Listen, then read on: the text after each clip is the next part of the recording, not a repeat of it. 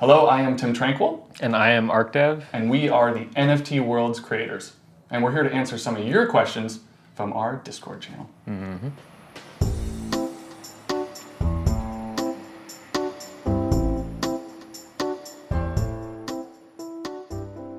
User Snex says, what is your favorite color? I like orange. Orange is pretty good. I'm yellow. Yeah.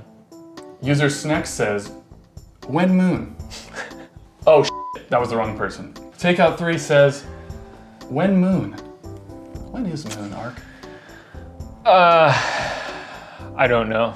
I think you guys decide when the moon comes and we just build. GomGom says, what is your favorite food and drink? Mine is sushi. I don't have time to eat. I have to build stuff all the time. Okay, this man. Jelle says, favorite movie? Oh. All right, Fuyu asks, are you single, Tim Tranquil? No, but I have a special place in my heart just for you, Fuyu. GomGom asks, how old are you guys? Late 20s. Yeah, late 20s. Mary List says, what's your favorite world?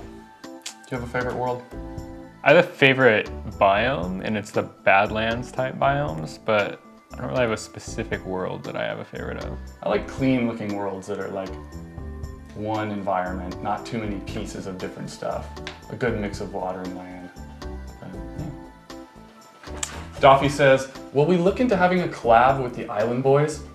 No. Yes. We'll have to see in the future, I guess. TFT says, is ArcDev God? Are you God? No. Are you a god? No. Just a regular person, chilling, writing code. Jelle says, how tall are Temp and Arc, or is it not measurable because you're gods? We already answered that, so it is measurable. I'm 6'4".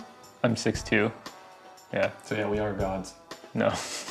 GomGom says, any plans for merch of some sort? I think we've thought about this before. That's a good question, yeah. Yeah, if you guys want merch, we could make something happen, Yeah. but if we're gonna sell like 4 t-shirts, then probably not. Yeah. Yeah, let us know. One Tapioca asks, when will we get our next project? And that's for the whitelisters who are unable to mint. This is a big, common question. Yeah. We have some things in the pipeline that are being worked on, but not announced. We're trying to focus on building out the roadmap for NFT Worlds first, obviously, but you know, we've built companies in the past and we know how to scale up teams, and we're focusing on how to deliver as much value as we can, and one of those things is probably going to be another drop in the near future. So be ready. We ain't rugging you. Just no wait. rugs. Be patient. We know you're there. Your Everyday Assassin asks, is there a way to play in VR? And the answer is yes. There are Minecraft mods, given that right now you can use Minecraft as a tool to play in your NFT world. There's mods that let you play using VR, so that is a possibility. Jelle says, and it's a pretty broad question, how is the ecosystem going to work?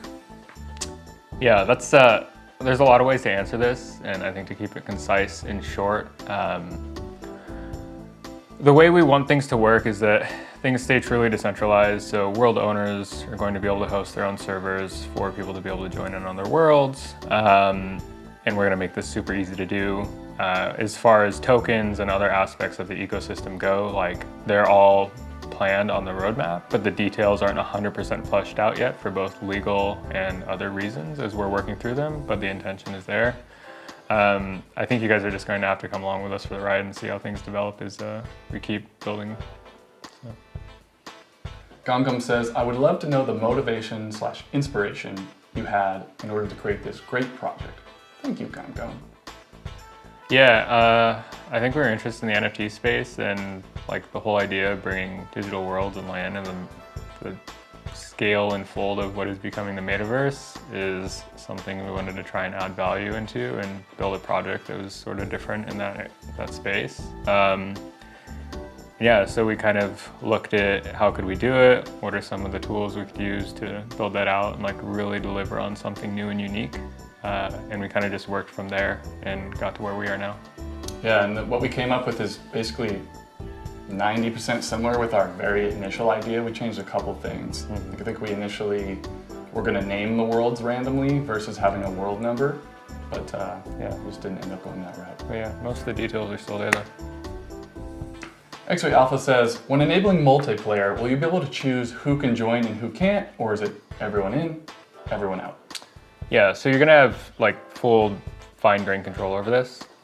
You'll be able to whitelist specific users, or you can do a combination of whitelisted users and users that say are a holder of a specific token for some smart contract.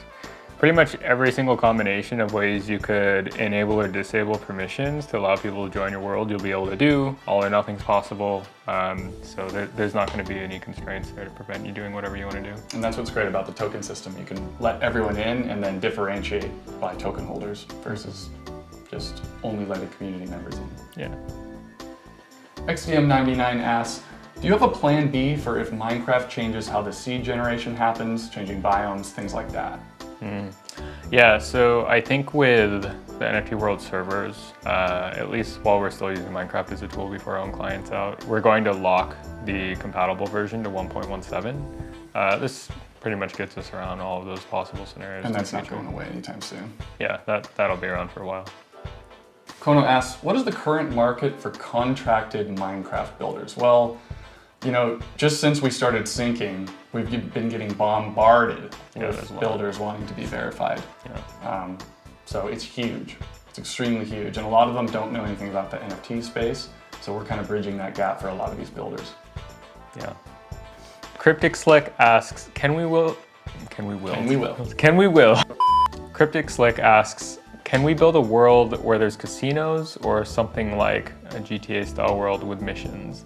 The answer to this is yes. The ability to create custom functionality in the world is going to be so extensive that you can pretty much do whatever you want. The JavaScript layer that's going to be compatible with the world is going to allow you to make in-game alterations in real time, connect these things up to third-party APIs outside of the game itself, blockchain specific things, and a bunch more. You can pretty much do whatever you can think of. XD99 asks, will you ban public worlds that use world edit, or will you let the community decide on what to do with them? Yeah, this is a tough one, and we've been considering this a lot lately since releasing Sync. But you know, there's not really a way for us to police it. You know, there's some solutions we've been considering about like using the community, but the main thing is as we start onboarding verified builders, you'll know for certain that we've kind of vested those teams and we're making sure that they're building one-of-one unique projects. So you're basically safe to buy anything from a verified builder, and that's kind of the direction we're going, is onboarding more and more verified builders. But you know, that doesn't mean that it's not someone that's just a very gifted Minecraft builder doing it on their own and they're not verified. So the community kind of has to do their own policing of some sort.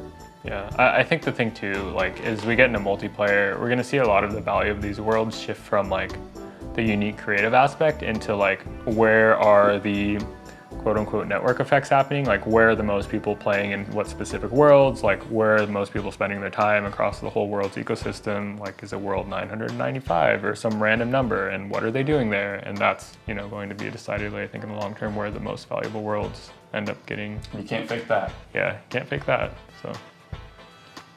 JW asks, how will you handle NSFW, or not safe for work, worlds, or adult theme worlds? And if there are these worlds, will there be age restrictions for viewing them? Yeah, that's a tough one. It is decentralized, so you basically can build whatever you want. Shout out to Newbie's Cucumber Tower.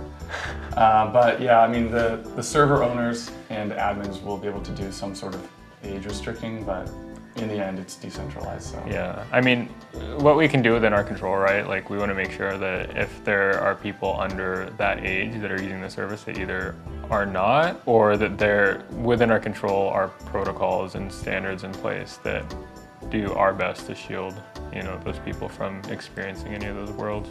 So we'll do as much as we can outside of it being decentralized, where we just don't have control. So yeah, I mean, if it goes through our server, we can make sure there's no like profanity or racist comments or stuff like that in the description and the world title, but yeah, there's only so much we can do. Obito asks, do you have any plans for using the unique world resources? Yeah, definitely. We haven't announced exactly how they're going to come into play, but they will be significant and they will have meaning and value, so you'll just have to wait and see. And just for the record, the initial stats do not change, they're immutable. Even if the world is completely leveled to nothing and built up from scratch, they stay there. And that's a very common, not misunderstanding, but it's a very common question and comment people have. So yeah, those stats don't change. If you have an extremely rare stat on your world, it will give it value for all eternity. Right, and that's again the difference between on-chain data and the Minecraft worlds. The on-chain stuff we're going to use for a number of things that also tie back into the Minecraft worlds, but have supplementary value as well, so they're important. They are. X-Ray Alpha asks, what is the timeline and plan for cooperating with MC influencers to gain some attention? Yeah, I think we're pretty much at the point where we're going to actively and aggressively start pursuing this. One of the things we wanted to see was that, there was a value seen behind these unique world builds, and from the things Entity and Team Visionary have sold, like the answer to that is an astounding yes. We think there's some huge opportunities with doing charitable streams and things along those lines with these large Minecraft influencers in order to give back to good causes and also raise awareness of how NFTs really play into the space. And so yeah, we're gonna start looking into that pretty much now. GomGom asks, were you expecting this kind of success for NFT worlds? I think we kind of were. We knew it was really unique for the space and that had a lot of value. Yeah, I mean, it seemed like the trend was going really towards utility and actually building unique experiences and things on top of these NFTs. And we felt like what we were doing was so different that it would have to get some attention. So I think overall it's roughly what we expected. Yeah, we entered at a good time. There's like rampant copycat profile picture projects, so utility is a good thing. Yeah, absolutely.